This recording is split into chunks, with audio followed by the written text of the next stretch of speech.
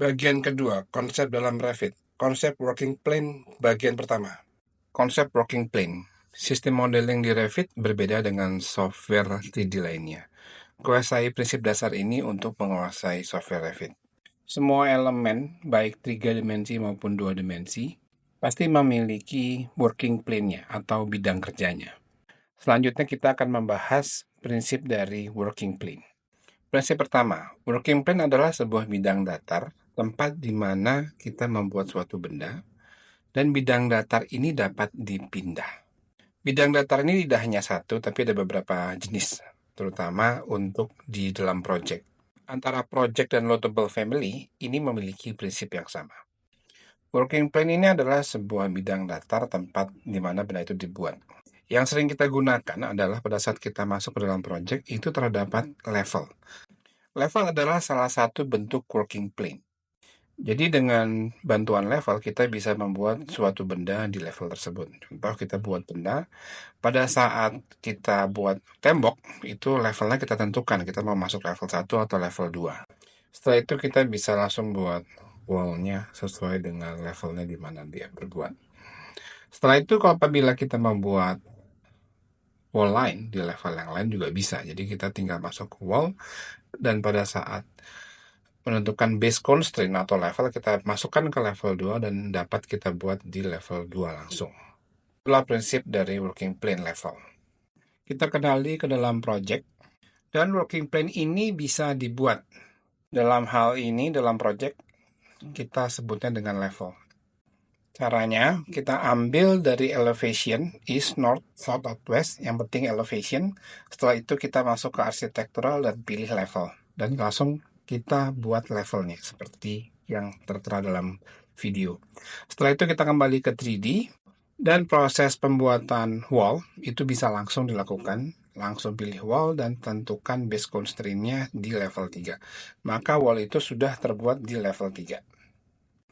Sifat lain dari reference plane atau working plane ini adalah bisa dipindah-pindah. Jadi seperti yang diperlihatkan bahwa level ini bisa kita pindah ke atas dan ke bawah. Working plane pada project itu ada beberapa macam, dari grid, level, dan reference plane. Untuk membuat working plane itu ada beberapa cara. Jika sebelumnya kita tuh banyak membahas working plane level, maka kita selanjutnya akan membahas working plane yang lainnya. Contoh kali ini adalah kita membuat grid.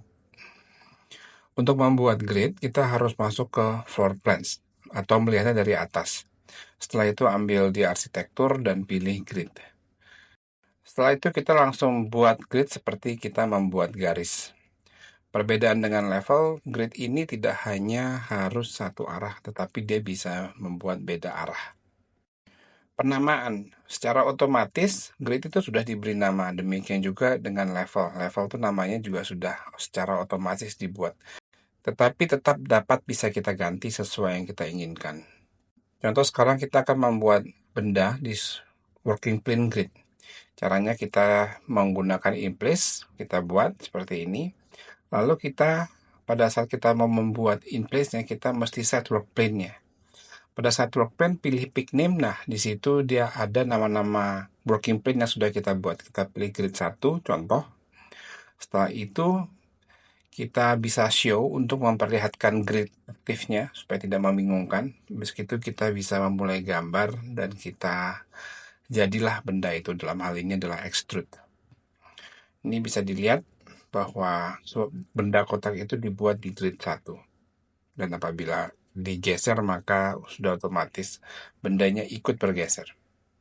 Working plane selanjutnya adalah reference plane. Sifat reference plane ini lebih bebas daripada grid maupun level. Contoh kita buat dari level 1 dan kita buat reference plane. Pilih reference plane-nya dan bentuknya seperti itu. Bentuknya berwarna hijau, garis putus-putus. Tapi ini harus dikasih nama supaya mempermudah kita. Sebab penamaan ini tidak secara otomatis.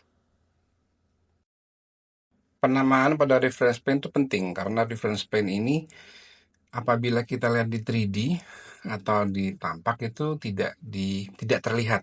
Dia hanya terlihat pada saat view di mana reference plane itu dibuat. Salah satu kelebihan reference plane adalah dia bisa membuat sesuatu yang working plane lainnya tidak bisa dibuat. Contoh dalam level tuh hanya bisa dibuat secara horizontal, tapi reference plane tuh bisa dibuat secara miring, tidak seperti level. Yang harus diperhatikan juga adalah masalah tampilan. Kita lihat bahwa level ini memiliki tampilan yang spesifik, demikian juga dengan grid, beda dengan reference plane. Tampilan grid dan level itu adalah sebenarnya custom. Bisa kita sesuaikan dengan seperti yang kita inginkan.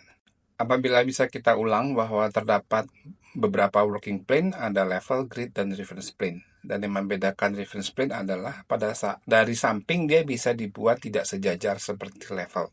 Level tidak bisa dibuat seperti reference plane yang tidak bentuknya horizontal. Tapi kalau dari plane, reference plane dan grid adalah hampir sama.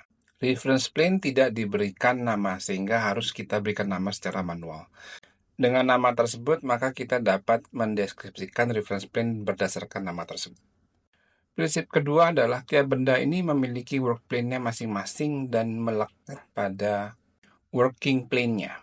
Sebagai contoh, di sini ada sebuah project memiliki 4 working plane, yaitu level 1, 2, 3, dan 4. Dan kita akan membuat wall dengan pada masing-masing working plane tersebut.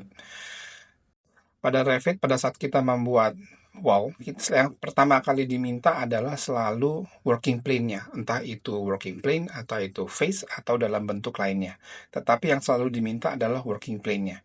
Sehingga apabila kita selalu membuat wall, kita harus mengisi base constraint-nya. Dalam hal ini adalah working plane-nya. Dan untuk wall, itu dalam satu benda bisa memiliki 2 working plane, yaitu untuk base-nya dan untuk top constraint-nya. Itu masih memungkinkan. Contoh di sini, kita masuk ke level 2 untuk base-nya dan top constraint-nya ke level 3. Artinya, base-nya lantai 2 dan di top-nya ke lantai 3. Dan semua ini beracuan kepada working plane, dalam hal ini bentuknya level. Contoh lain adalah apabila kita doors itu adalah host, dan working plane-nya adalah host-nya. Oleh sebab itu, apabila kita buat door, dia akan mencari host-nya. Host-nya adalah wall, atau working plane-nya adalah wall. Kita masuk ke door, dan dia akan mencari host-nya, dalam hal ini adalah wall. Itu bisa. Jadi, doors atau window itu tidak bisa berdiri sendiri. Dia harus punya working plane-nya. Prinsip ketiga, apabila working plane-nya dipindah, maka seluruh benda yang terasosiasi dengan working plane tersebut juga ikut pindah. Contoh di sini terdapat wall yang terdapat di working plane level 3, sehingga apabila level 3-nya dipindah, maka tembok itu juga pindah. Dan dalam tembok itu terdapat benda face base yang menempel pada tembok, sehingga apabila tembok itu dipindah, maka face base-nya itu juga ikut berpindah.